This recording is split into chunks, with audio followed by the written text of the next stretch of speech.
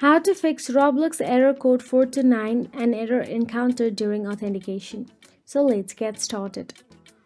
Now the first and foremost step is to repair the Roblox. Open the start menu and search for Roblox and right click on it and go to app settings and click on repair option available there and give it some time. Relaunch the game and see if it has solved the problem or not.